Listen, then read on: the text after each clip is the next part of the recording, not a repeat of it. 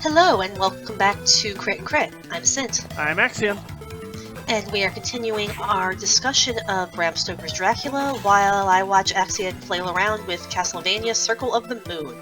Do those bats just knock people off of everything at all times? Because that seems like it would get real. Oh, those are Medusa Heads. Whatever. I don't care. Seems like it get But yes, really they will real absolutely just knock you off of anything they run into you and you go flying. Wow, that sucks. Yep. At least it's not the gold ones. Those ones turn you to stone. Truly, Castlevania is a foreign country to me. Which segues nicely into our topic for today, which is the role of xenophobia in the creation of Dracula. So, Dracula, our main antagonist, or basically only antagonist, is an inhuman monster who feeds on the innocent, who, through his actions, takes them away from proper behavior and the light of God, and is a foreign noble who immediately starts preying on English women. Yeah, there's a lot to unpack there. And it's not at all subtle. I don't know, it was subtle enough that Harker didn't catch on for a while. I'm sure that Then the again, readers it's did, though. Harker. I was about to say, that just may be that Harker is a moron. I mean, he did agree to the plan of, yes, Dracula knows we're onto him. Let's leave Mina unguarded. But, yes, so, it's very common with speculative fiction for, there to be either conscious or unconscious coding of supernatural creatures and monsters for the, quote, other. Meaning, anyone who is not part of the in-group. So, for the purposes of this discussion, ooh, that's a flying person, okay. It's a ghost. Yeah, heat shade I saw. So, for the purposes of this discussion, the in-group would be good British people. And apparently also Van Helsing, so, you know, Western Europeans. I got my compass turned around. Because the opposite is true here. Our vampire friend, Count Dracula, is from Eastern Europe. Transylvania, to be specific. So, he knows that there's a stigma against foreigners, so the first thing he does with his plan is get an Englishman to come there and convince him to teach him how to perfectly blend in once he gets to England. He wants to lose his accent, he wants to learn the proper mannerisms, because the smallest thing can mark you as part of the outgroup, and he does not want that to happen. And honestly, on its face, that's a pretty innocuous request. I mean, Especially for a business, man. Yeah, which is at the time what Harker thinks he's doing. It's like, oh yeah, I'm helping you finalize this house sale because I'm a lawyer and such and da-da-da-da. But, yeah, we quickly come to learn that he has much more sinister designs in mind, as, you know, basically proven by the fact that he has no intention of letting Harker leave alive, and pretty much controls the messages he's able to send out to anyone else. So, yeah. We already have it set up as Harker kind of mocks these quaint local superstitions, even though they absolutely saved his life because of the crucifix that the one lady at the inn gave him. But yeah, it's a thing. And then Dracula immediately, as we said, first victim we know about is Lucy, who, as we've mentioned, pure, perfect English woman. And she is completely corrupted and tainted by her contact with Dracula, which, you know, again, if we're reading into the xenophobia here, which we are today, this foreigner came in and ruined our beautiful girl, and tries to do the same to Mina, which is the worst possible thing, and so on and so forth. And there's a lot of talk about the religious implications, because again, vampire, but there is often a religious component to xenophobia as well. Yep, because these foreigners don't worship the same god we do, or something along those lines. Or they don't worship in the same way we do. Yep. Yeah, this is actually pretty relevant in this one because it's always mentioned that it's a crucifix, not a cross, and that's a distinct difference across different sects of Christianity. It's a uniquely Catholic thing, I believe. Because the crucifix actually shows the crucified form of Christ on it, whereas just a regular cross is just the cross without the body on it. And I believe Harker and was it Harker or Seward? I can't find the quote in the book right now. Actually, kind of comments on was like, no, because they're a Protestant, so the crucifix is not what they usually do, but the crucifix keeps them safe. So, little further irony there with the whole these local superstitions, and they just don't get it. I think it was Harker.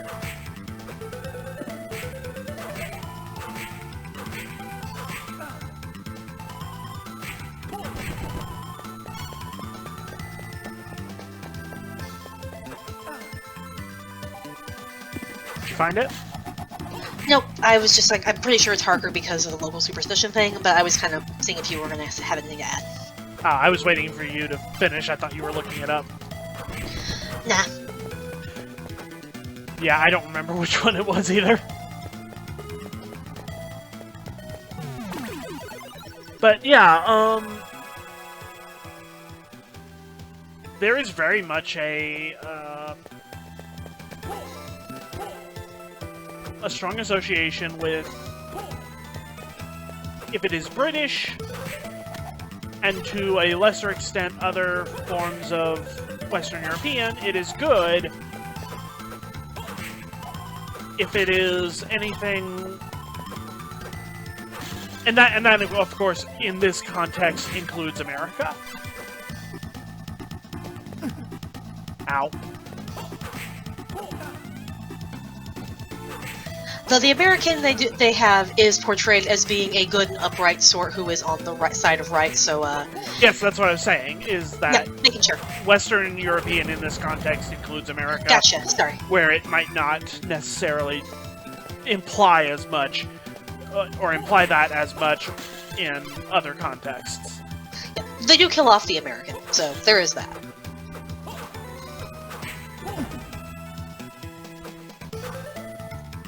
But yeah, and anything that is from more Eastern European, more Slavic, more non-traditional European Catholicism or Protestantism is seen as either not helpful or actively antagonistic.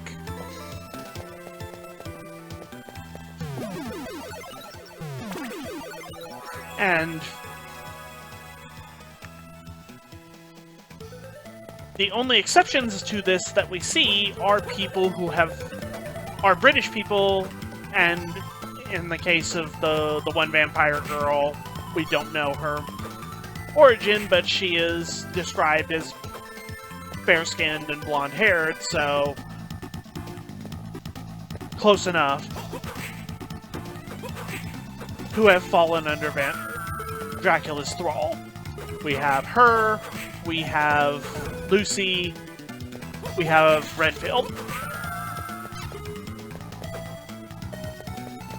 All of these people essentially lose out on the benefits of being Western European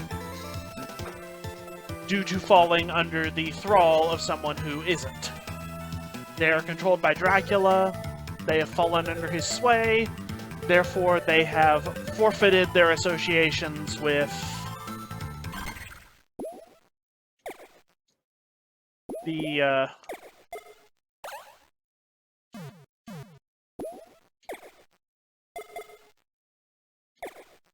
that's not what I wanted to do.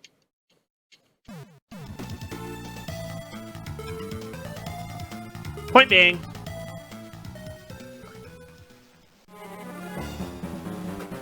boss time apparently.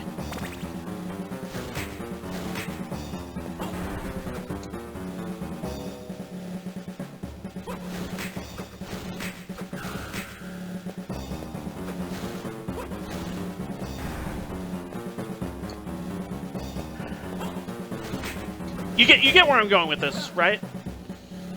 Not really. All of the good guys are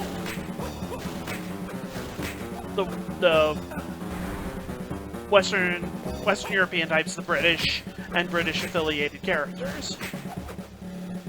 All of the characters that are Western affiliated but not considered good guys are characters that are controlled by Dracula.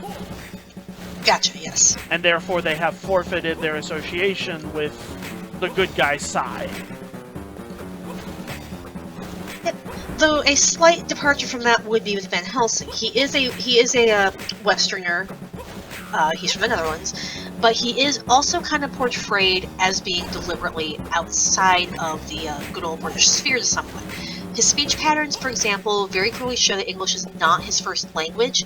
Stoker makes sure that he is mixing up tenses and often dropping articles. So you can tell that Van Helsing, though a good guy, is not from here, and he is distinctly different. And there are, I believe, a few comments about him not being English during all this as well.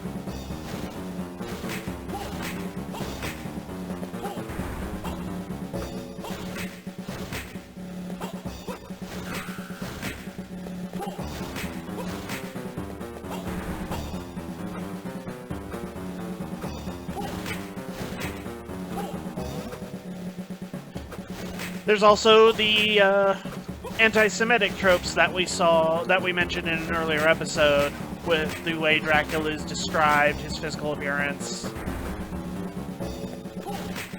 Yep. And the implications of blood libel. Yep, I'd rather not go into that again, though. I don't think we need to know. Wow, I got 2 levels off of that guy. Nice. But yeah, you can absolutely see the seeds of xenophobia playing their way through pretty much every aspect of the story. So I'm not really sure what else to say on that.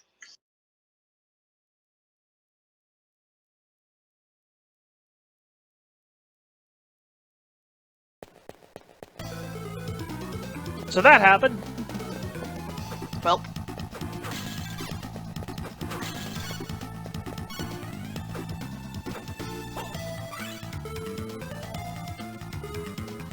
Woo! I can climb taller areas now.